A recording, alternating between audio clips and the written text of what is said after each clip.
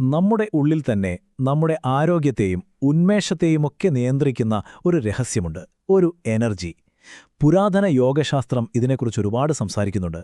അപ്പോൾ ഇന്ന് നമ്മൾ ആ ഒരു ലോകത്തേക്കാണ് പോകുന്നത്. പ്രാണൻ, തേജസ്, ഓജസ്, ഈ 3 സൂക്ഷ്മ ഊർജ്ജങ്ങളെക്കുറിച്ച് അറിയാനുള്ള ഒരു യാത്ര. ഒന്ന് ആലോചിച്ചു നോക്കൂ, നമ്മുടെ ഓരോ ശ്വാസത്തിനും ഓരോ ചിന്തയ്ക്കും പിന്നിൽ പ്രവർത്തിക്കുന്ന ആ ഒരു അദൃശ്യ ശക്തി അതെന്തായിരിക്കും?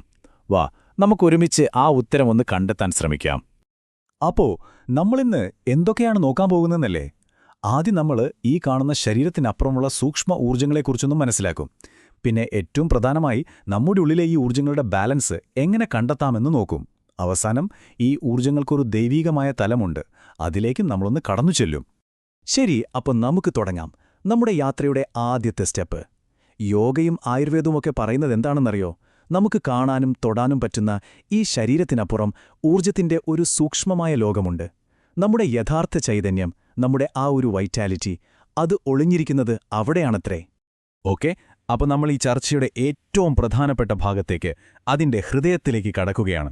നിങ്ങളൊരു പക്ഷേ ആയുർവേദത്തിലെ വാത, പിത്ത, കഫ ദോഷങ്ങളെക്കുറിച്ച് കേട്ടിട്ടുണ്ടാവും അല്ലേ? അത് നമ്മുടെ ശരീരത്തെയാണ് നിയന്ത്രിക്കുന്നത്. എന്നാൽ അതേപോലെ തന്നെ നമ്മുടെ മനസ്സിനെയും ബോധത്തെയും നിയന്ത്രിക്കുന്ന 3 സൂക്ഷ്മ ഊർജ്ജങ്ങളുണ്ട്. അതാണ് പ്രാണൻ, തേജസ്, പിന്നെ ഓജസ്. വാ, നമുക്കിനി ഓരോന്നും എന്താണെന്ന് കുറച്ചുകൂടി ഡീറ്റെയിൽ ആയിട്ട് നോക്കാം. ഇപ്പോൾ നമ്മൾ ഈ പറയുന്ന കാര്യങ്ങളൊന്നും പുതിയതല്ല കേട്ടോ. ഇതൊക്കെ പുരാതന യോഗ ഗ്രന്ഥങ്ങളിൽ നിന്നുള്ള അറിവുകളാണ്. അപ്പോൾ ആ അടിസ്ഥാന ഗ്രന്ഥങ്ങളിലെ നിർവചനങ്ങൾ വെച്ചുകൊണ്ടാണ് നമ്മൾ മുന്നോട്ടു പോകുന്നത്. അപ്പോൾ ഒന്നാമത്തേത് പ്രാണൻ. എന്താണ് പ്രാണൻ? വളരെ സിമ്പിളായി പറഞ്ഞാൽ ജീവന്റെ അടിസ്ഥാന ശ്വാസം, ഒരു കാറ്റുപോലെ. അതാണ് നമ്മുടെ ചിന്തകളെയും ശരീരത്തെയും മുന്നോട്ട് ചലിപ്പിക്കുന്നത്. ആയുർവേദത്തിലെ വാതുദോഷമില്ലേ, അതിന്റെ ഒരു സൂക്ഷ്മരൂപമായിട്ട് നമുക്ക് പ്രാണനെ കണക്കാക്കാം. രണ്ടാമത്തേത് തേജസ്. പേരുപോലെ തന്നെ ഇത് നമ്മുടെ ഉള്ളിലെ ഒരു തരം അഗ്നിയാണ്. പക്ഷേ ഇത് നമ്മൾ കഴിക്കുന്ന ഭക്ഷണത്തെ മാത്രമല്ല ദഹിപ്പിക്കുന്നത് കേട്ടോ. നമ്മുടെ മനസ്സിലേക്ക് വരുന്ന ആശയങ്ങൾ, നമുക്ക് തോന്നുന്ന വികാരങ്ങൾ, ഇതിനെയൊക്കെ ദഹിപ്പിച്ച് അറിവിന്റെ ഒരു പ്രകാശമാക്കി മാറ്റുന്നത് ഈ തേജസ്സാണ്. ഇത് പിത്തദോഷത്തിന്റെ സൂക്ഷ്മരൂപമാണ്. ഇനി മൂന്നാമത്തേത് ഓജസ്. ഇതിനെ നമ്മുടെ ഒരു എനർജി റിസർവ് എന്ന് പറയാം, ഒരു കരുതൽ ശേഖരം. ശരീരത്തെ പോഷിപ്പിക്കുന്ന ഒരു അമൃത് പോലെ. നമ്മുടെ ഇമ്മ്യൂണിറ്റി, അതായത് രോഗപ്രതിരോധ ശേഷി, പിന്നെ മാനസികമായ കരുത്ത്, ഇതെല്ലാം വരുന്നത് ഈ ഓജസ്സിൽ നിന്നാണ്. ഇത് കഫദോഷത്തിന്റെ സൂക്ഷ്മരൂപമാണ്. അപ്പോൾ നമുക്കിതൊന്ന് ചുരുക്കി പറഞ്ഞാലോ? പ്രാണൻ നമുക്ക് ചലിക്കാനുള്ള ഊർജം തരുന്നു. തേജസ് അത് നമുക്ക് അറിവിന്റെ വെളിച്ചം തരുന്നു. ഓജസ്സോ അത് സ്നേഹവും ഒരുതരം സ്ഥിരതയും നൽകുന്നു. കണ്ടില്ലേ നമ്മുടെ ഉള്ളിലെ ഈ ഒരു ത്രിമൂർത്തികൾക്ക് ഓരോന്നിനും എത്ര വ്യക്തമായ പങ്കാണുള്ളതെന്ന്? ശരി, അപ്പോൾ ഈ ഊർജ്ജങ്ങൾ എന്താണെന്ന് നമുക്കിപ്പോൾ ഒരു ഐഡിയ കിട്ടിയല്ലേ? പക്ഷേ അടുത്ത ചോദ്യം ഇതാണ്, ഇവയൊക്കെ നമ്മുടെ ശരീരത്തിലും മനസ്സിലും എവിടെയാണിരിക്കുന്നത്? എങ്ങനെയാണ് പ്രവർത്തിക്കുന്നത്? സത്യത്തിൽ നമ്മുടെ ബോധത്തിന്റെ ഒരു ബ്ലൂ പ്രിന്റ് തന്നെ ഉണ്ടാക്കുന്നത് ഇവയാണ്. അതെങ്ങനെയാണെന്ന് നോക്കാം. അപ്പോൾ ഈ ഊർജ്ജങ്ങൾക്ക് നമ്മുടെ സൂക്ഷ്മ ശരീരത്തിൽ കൃത്യമായ സ്ഥാനങ്ങളുണ്ട്. നമ്മുടെ ഉള്ളിലെ അഗ്നിയായ തേജസ് അത് നട്ടെല്ലിന്റെ താഴെ, അതായത് മൂലാധാര ചക്രത്തിൽ നിന്നാണ് ഊർജ്ജം നൽകുന്നത്. പ്രാണനാകുന്ന വായുവാകട്ടെ അത് നമ്മുടെ ഹൃദയത്തിൽ അനാഹത ചക്രത്തിൽ നിന്നുകൊണ്ട് നമ്മളെ ചലിപ്പിക്കുന്നു. ഇനി ഓജസ് എന്ന അമൃത് അത് നമ്മുടെ ശിരസിലാണ്, സഹസ്രാര ചക്രത്തിൽ. അവിടെ ഇരുന്ന് നമ്മെ ശാന്തമാക്കുന്നു. നമ്മുടെ മനസ്സിന്റെ പ്രവർത്തനത്തെ മനസ്സിലാക്കാൻ ഒരു അടിപൊളി ഉദാഹരണമുണ്ട്. മനസ്സിനെ ഒരു രഥമായി സങ്കല്പിക്കുക. കുതിരകളാരാണെന്നോ? നമ്മുടെ ഇന്ദ്രിയങ്ങൾ. അവ പുറം ലോകത്തെ കാഴ്ചകളിലേക്ക് നമ്മളെയും കൊണ്ട് പാഞ്ഞുകൊണ്ടേയിരിക്കും. ആ കുതിരകളെ നിയന്ത്രിക്കുന്ന കടിഞ്ഞാണാണ് നമ്മുടെ മനസ്സ്. ഇനി ആ കടിഞ്ഞാൻ പിടിക്കുന്ന സാരഥിയോ? അതാണ് നമ്മുടെ ബുദ്ധി. അപ്പോൾ ഒന്നാലോചിച്ച് നോക്കൂ, ആ സാരഥിക്ക്, അതായത് നമ്മുടെ ബുദ്ധിക്ക് നല്ല നിയന്ത്രണമില്ലെങ്കിൽ എന്ത് സംഭവിക്കും? യാത്രക്കാരനായ നമ്മൾ എവിടെയെങ്കിലും വഴിതെറ്റിപ്പോകും അല്ലേ? ഓക്കെ, നമ്മളിതുവരെ തിയറിയൊക്കെ സംസാരിച്ചു. ഇനി ഏറ്റവും പ്രധാനപ്പെട്ട, ഏറ്റവും പ്രാക്ടിക്കലായ ഭാഗത്തേക്ക് കടക്കാം. ഈ അറിവൊക്കെ നമുക്ക് ജീവിതത്തിൽ എങ്ങനെ ഉപയോഗിക്കാം? നമ്മുടെ ഉള്ളിലെ പ്രാണനും തേജസ്സും ഓജസ്സുമൊക്കെ ഇപ്പോൾ എന്തവസ്ഥയിലാണ്? അത് ബാലൻസ്ഡ് ആണോ, അതോ കുറവാണോ, കൂടുതലാണോ? എങ്ങനെ തിരിച്ചറിയാം? അപ്പോൾ നമുക്ക് പ്രാണനിൽ നിന്ന് തുടങ്ങാം. നിങ്ങളുടെ പ്രാണന്റെ ഇപ്പോഴത്തെ അവസ്ഥ എന്താണ്? സ്വയം ഒന്ന് ചോദിച്ചു നോക്കൂ. നിങ്ങളുടെ ശ്വാസം ആഴത്തിലുള്ളതാണോ, അതോ ഇടയ്ക്കിടെ മുറിഞ്ഞു പോകുന്നുണ്ടോ? രാവിലെ എണീക്കുമ്പോൾ നല്ല ഉന്മേഷവും കാര്യങ്ങൾ ചെയ്യാനുള്ള ഒരു ഉത്സാഹവുമുണ്ടോ? ഇതിനെല്ലാം അതെ എന്നാണ് ഉത്തരമെങ്കിൽ കൊള്ളാം, നിങ്ങളുടെ പ്രാണൻ നല്ല ബാലൻസിലാണ്.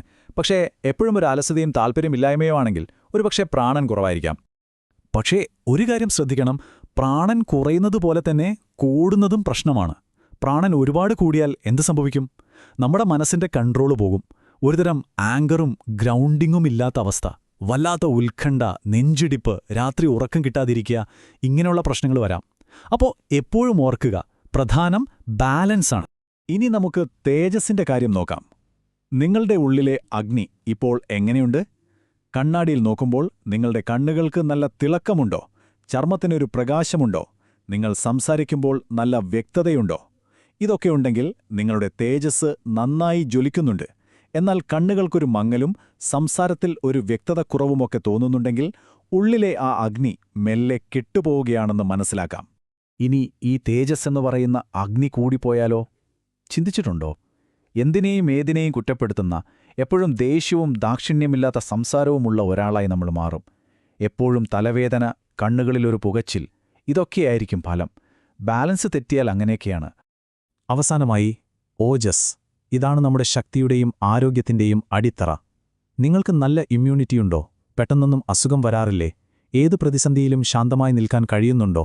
എങ്കിൽ നിങ്ങളുടെ ഓജസ് വളരെ ശക്തമാണ്. എന്നാൽ ചെറിയ കാര്യങ്ങൾക്ക് പോലും പേടി, എപ്പോഴും ഒരു അസ്വസ്ഥത, ചെറിയ ശബ്ദം കേട്ടാൽ പോലും ഞെട്ടുന്ന അവസ്ഥ, ഇതൊക്കെ ഓജസ് കുറയുന്നതിന്റെ ലക്ഷണമാണ്. ഓജസ് കൂടുന്നത് അത്ര സാധാരണയായി കാണാറില്ല.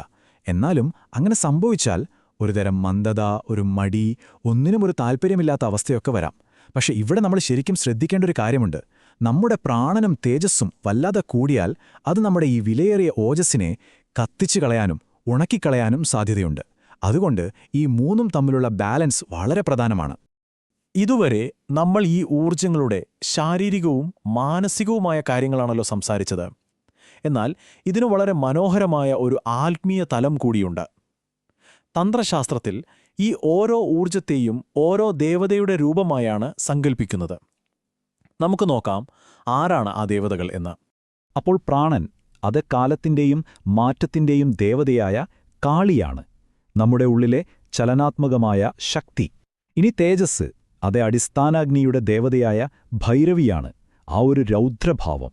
അവസാനമായി ഓജസ്, അത് ആനന്ദത്തിന്റെയും സൗന്ദര്യത്തിന്റെയും ദേവതയായ ത്രിപുരസുന്ദരിയാണ്.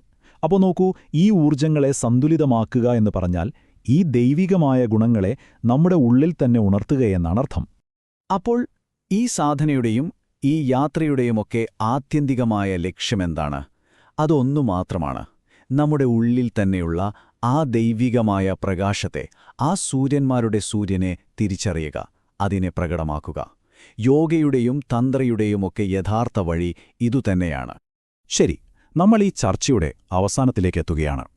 പോകുന്നതിന് മുൻപ് ഒരു ചോദ്യം ഞാൻ നിങ്ങൾക്ക് വിട്ടുതരുന്നു. ഇതെല്ലാം കേട്ടുകഴിഞ്ഞപ്പോൾ നിങ്ങൾക്ക് എന്തു തോന്നുന്നു?